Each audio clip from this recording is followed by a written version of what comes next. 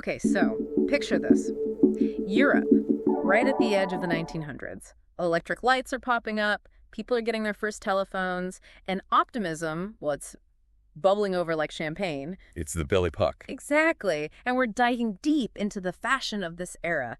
Get ready, because it was every bit as revolutionary as, well, as those new automobiles they were driving. It's fascinating, how during the Belle Époque, fashion really becomes this language people are using. Oh, I like that. Yeah, like a silk brocade dress that whispers new money, but a tailored suit. That's a whole other story. Right? It practically shouts, forget convention, I'm making my own rules. See, now those suits, that's what I'm talking about. I mean, were women really ditching corsets back then, embracing a more, I don't know, practical style? That must have been quite the statement. Oh, absolutely. Picture someone like Sarah Bernhardt, total icon of the era. Oh, I see where you're going with this. Imagine her on stage, captivating everyone in this impeccably tailored suit. It was a powerful message, especially as women were fighting for things like the right to vote. Now that is what I call a power move. So while women are rocking these suits, what are men wearing? Were they keeping up with all this change? It wasn't quite as dramatic a shift for men's fashion, Right. but there's this elegance to it. Oh, for sure. The classic three-piece suit reigned supreme. Charcoal gray, navy, black, naturally. Timeless. Exactly. But here's the thing. It wasn't just about throwing on any old suit. The cut, the fabric, every little detail mattered. They were going for quiet confidence. Exactly. And speaking of details, we can't forget about the impact of Art Nouveau. I mean, our source, Fashion in the Belle Époque and Art Nouveau, really dives deep into this. It wasn't just fashion either. It was everywhere. Jewelry, architecture, everything. It was like this breath of fresh air, this artistic movement. Yeah. Flowing lines, organic shapes, nature-inspired motifs everywhere you looked. Delicate flowers, those really intricate details. It was all about embracing beauty, and that absolutely extended to fashion. It's like they were bringing nature right into their everyday lives. Absolutely. And speaking of, our source talks about this really iconic S-curve silhouette. Oh, yes. This defined women's fashion during the Belle Époque. Now, corsets weren't new, Right. but they were essential for achieving this very specific look. So how did they work? Well, they basically engineered these very structured undergarments to cinch the waist and push the bust forward. And that created... The S-curve, this exaggerated, almost unnatural curve. It sounds a bit intense, to be honest. I mean, was everyone on board with this S-curve? Oh, not at all. It was definitely a point of contention. Oh, really? Oh, yeah. On one hand, you had those who saw it as like the epitome of feminine beauty and grace. Very elegant. But then... Or was the other side? Exactly. Critics, including some early feminists, saw it as, well, a bit restrictive, a symbol of the unrealistic beauty standards placed on women.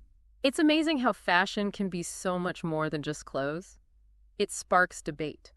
It really does. It reminds us that what we wear always has a deeper meaning. There are messages woven into every fabric, every stitch. Absolutely. And that's what makes studying fashion history so fascinating, right? It's like piecing together this puzzle. Uncovering the stories, the societal norms, all through something as seemingly simple as clothing. Exactly. And speaking of stories, tell me more about those amazing evening gowns mentioned in our source. Oh, yes.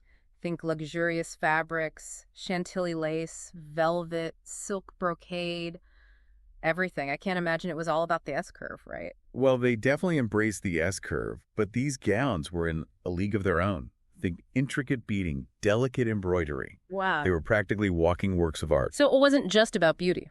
No, these garments, they were a way for women to show off their status, their incredible taste. They were making a statement. So it sounds like there's this fascinating duality to women's fashion during the Belle Époque.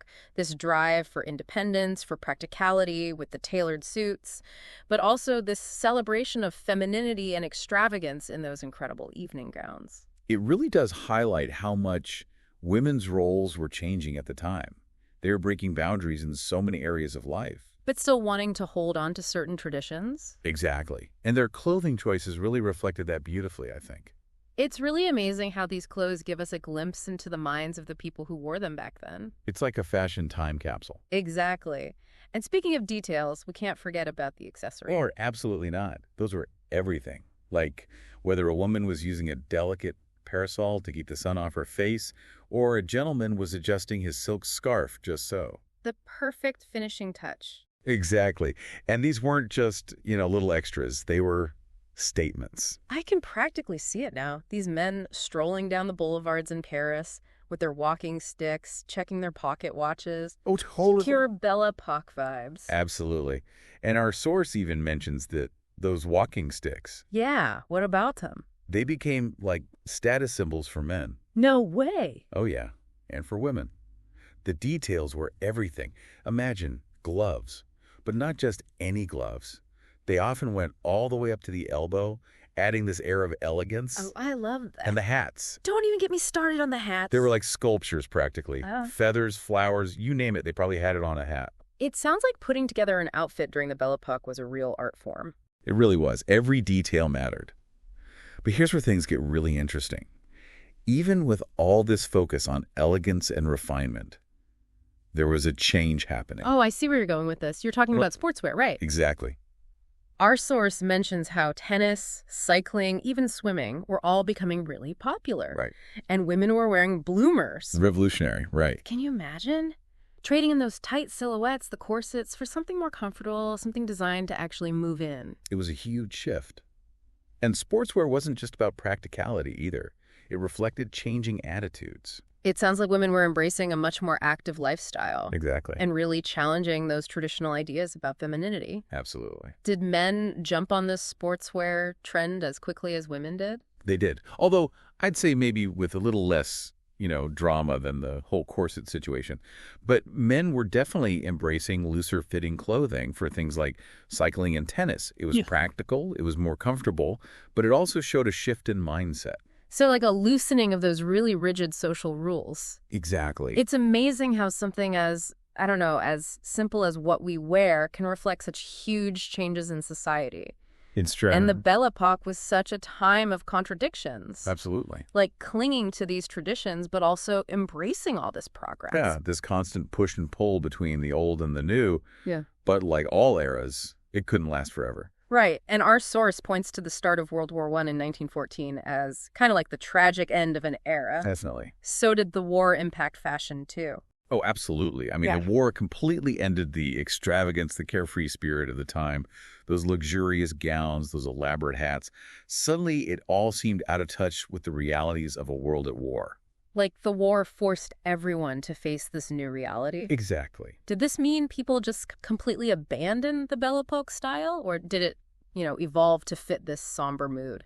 Practicality and austerity became the new fashion statement. Women were going to work, taking on roles that men typically held. And their clothing changed to reflect that. Simpler lines, more durable fabrics, no more extravagant embellishments. It was all about function over everything else. Wow, so these major historical events really did shape people's lives, right down to the clothes they wore. But even though the Belle Époque ended, did any part of its legacy live on? Did the fashion trends just disappear completely? Or did they pop up again later on? Well, that's the thing about fashion. It's cyclical. Trends always seem to resurface, maybe reinterpreted for a new generation. Yeah. And the Belle Époque is no exception. So are you saying we might still see some of those Belle Époque vibes on runways today? Absolutely. Oh. I mean, look at the comeback of vintage-inspired clothing, those delicate lace details, the soft, flowy silhouettes. It's all a nod to that Belle Époque romanticism. Totally. And don't even get me started on Art Nouveau jewelry. Still so popular. It's everywhere. And for good reason.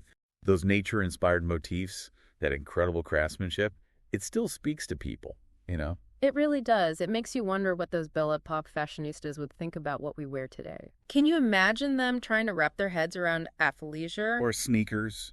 They would be floored.